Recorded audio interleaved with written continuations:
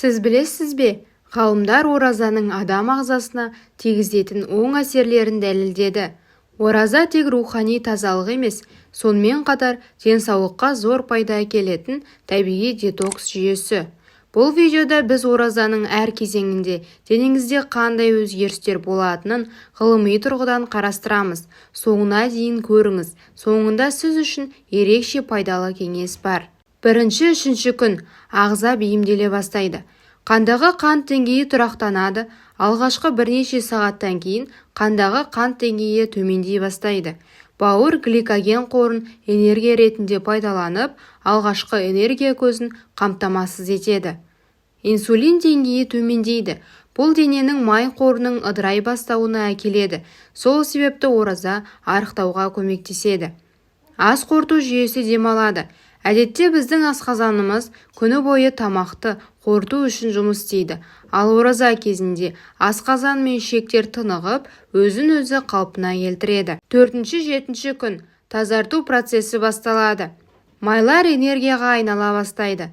Гликоген қоры азайғаннан кейін ағза энергияны майдан ала бастайды. Бұл табиғи арықтау процесі. Аутофагия іске қосылады. Бұл жасушалардың өзін-өзі тазалау процесі. Ғалымдар аутофагияның рак жасушаларының дамуын бәсеңдететінін анықтаған. Бұл процесс үшін жапон ғалымы Йосинори Осуми 2016 жылы Нобель сыйлығын алды. Иммундық жүйені нығаяды. Денеде артық зақымдалған жасушалар жойылып, орнына жаңа сау жасушалар түзіледі. Осылайша иммунитет күшейіп, ағза инфекцияларға қарсы тұра бастайды. 8-15 күн тері мен ішкі мүшелер жасарады. Терінің тазаруы. Ораза кезінде токсиндер шығарылып, тері тазарады. Безеулер мен дақтар азаяды. Ас қорыту жүйесі толық қалпына келеді. Асқазан мен ішектердің микрофлорасы жақсарады. Жақсы бактериялар көбейіп, зиянды бактериялар жойылады. Энергия мен көңіл күй жақсарады. Көп адам оразаның алғашқы күндерінде әлсіздік сезінеді. Бірақ бұл кезеңнен кейін ағза толық бейімделіп, адам өзіне бұрынғыдан да сергек сезінеді. 16-20 күн денсаулықтың нығаюы. Қан қысымы тұрақтанады. Ораза қан қысымын төмендетуге көмектеседі.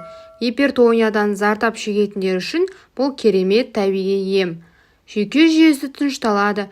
Көп адам ораза кезінде сабырлы болатынын байқайды. Себебі ораза кезінде кортизол, стресс гормоны деңгейі төмендеп, жүйке жүйесі тынышталады. Жасару процесі басталады. Аутофагия арқылы ескі зақымдалған жасушалар жойылып, жаңалары түзіледі. Осылайша ішкі ағзалар мен тері жақсарады. 21-30 күн толық жаңару. Дене толық детоксикациядан өтеді. Ағзадағы зиянды токсиндер мен қалдықтар толық шығарылады. Ми жұмысы жақсарады. Ораза кезінде ми жасушаларының қызметі күшейеді. Жад жақсарып, ойлау қабілеті артады. Жалпы денсаулық жақсарады. Оразаның соңғы күндерінде дене толық тазарып, жеңілдік сезіледі. Тіпті иммунитет жоғарылап, көптеген аурулардың алдын алуға көмектеседі. Ораза тек діни парыз ғана емес, нағыз табиғи детокс. 30 күнде ағзаңыз толық жаңарып, денсаулығыңыз нығаяды. Сіз ораза кезінде қандай өзгерістер байқадыңыз? Комментарийге жазыңыз. Егер бұл ақпарат пайдалы болса, лайк басып, достарыңызбен бөлісуді ұмытпаңыз.